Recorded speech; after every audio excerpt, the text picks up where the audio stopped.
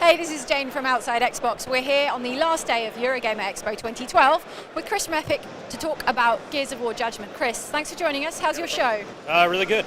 It's always great when you get to come to a place where their fans are and get the game in front of them, see the reaction, see them having fun. Anytime we can do that is a good thing. How have the reactions been from the Gears fans? Really good. The best thing I like to see is when people laugh and scream out of excitement and stuff like that. And we're getting lots of that. When people get up, we ask them how it went. They all have fun. So yeah, really good. And you're showing one of the new multiplayer modes, Overrun mode. Tell us about it. Yeah. So Overrun is it's a brand new multiplayer mode. It's a 5-on-5. It's an attack defend scenario. So one team is defending a generator while the other team is trying to attack it. And then you switch sides, and so whoever does it the fastest wins. And then it's all class-based. And so this is kind of new to Gears 2, where we have this new class-based system. Each class has their own abilities, and that brings different ways to play, different strategies. And so it's new for us, and it's new for the franchise, and it's going to go really well. Stuff that you'll be familiar with, there's a medic, a soldier, an engineer, stuff like that. The engineer can repair stuff, the medic can obviously heal people, you have a soldier who can distribute ammo to the teammates, and then you have a scout who can spot enemies, and they all have these different abilities, different weapon loadouts. And then on the Locust side, there's a bunch of different Locusts that you can pick from. If you're familiar with Beast mode in Gears of War 3, this actually started as Horde versus Beast and kind of grew into what it is. And so you can pick all these different Locust characters, they all have their own abilities, and that, duke it up. You can start as a Ticker, or a Wretch, or a Grenadier. You have different choices there to start off with that are free.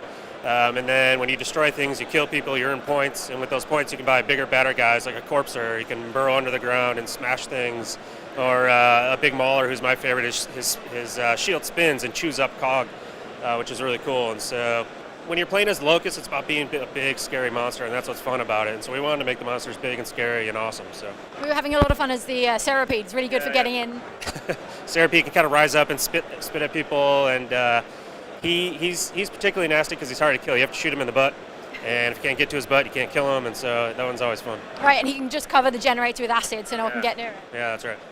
And we were comparing the way the Locust classes work. It's a bit like Counter-Strike, would you say, in that like each round you're buying your kind of, each life you're buying your loadout again? Yeah, there's some similarity, sure. When we look at, how do we balance, the economy and the choices there, we just want to make it so that it's clear that what I'm doing in the game, the stuff that I'm doing to have fun in the game, is then allowing me to do more, right? So I go and I kill things, and that's fun, and I destroy stuff, and that's fun, and that allows me to do more by getting a bigger guy, a badder guy. We didn't really go and look and say, okay, what do we base this on? We just kind of came up with it ourselves. So. Okay, and you say we because, of course, the multiplayer is Epic's remit in Gears of War Judgment, right? We split it between Epic and People Can Fly, and on the Epic side we were doing a lot of the multiplayer while People Can Fly focuses on the campaign, but we do have shared stuff in between. We share some of the campaign, they share some of the multiplayer, so it's a good mix. And you have to Poland straight after this? I am, yeah. Tomorrow morning I go to Poland to visit those guys and sit down for a while and do some work. And how much steer do you have on the story side? Like who's producing the storyline, so to speak? It's both sides as well. The writers are based in the States, and so they come to our studio in North Carolina and work with us.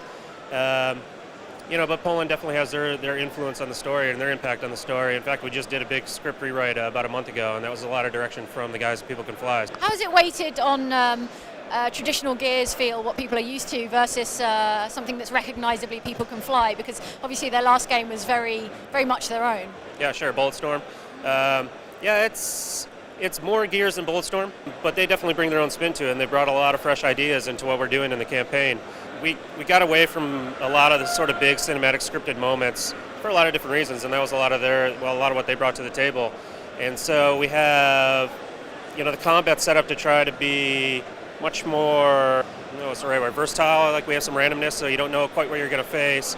And it really brings a different pace to the game. We're trying to make it more intense, a little bit more difficult. And so all that stuff definitely makes it feel new and fresh, and that's all the stuff the guys in Poland could bring because they're looking at it differently. We've been making Gears for a long time. They came in with a lot of new ideas, and we put in as much as we could. And so, I think people are really going to be surprised and impressed with what they turned out. Okay, you say moving a little bit away from the scripted cinematic stuff. Yeah, for sure. There's two parts there. One is just really expensive to do that stuff, and there's not a big, you play through it and you're like, wow, that was cool. But you don't necessarily want to go do it again, right? Because you sort of experienced it. And so we took that out so that we could go to a new system so that when I play it and you play it, it's going to be a little bit different. And then we talk about it and we're like, oh, wow, I didn't know that it was going to be like that. That when you played, you got a totally different experience. I'm going to go back and try it again. Cliff and I talk, and one of Cliff's quotes that I really like is, any game that's designed to be replayable is better even if you don't replay it, right? Because he designed it in such a way that it's so enjoyable you want to go do it again. It's just going to be better for everybody. And so that's really a big mind shift that we made to get away from those big cinematic moments in the game. So I hereby charge Kilo Squad with desertion, cowardice, trespassing, the theft of experimental military technology, and treason. Does that sound about right to you?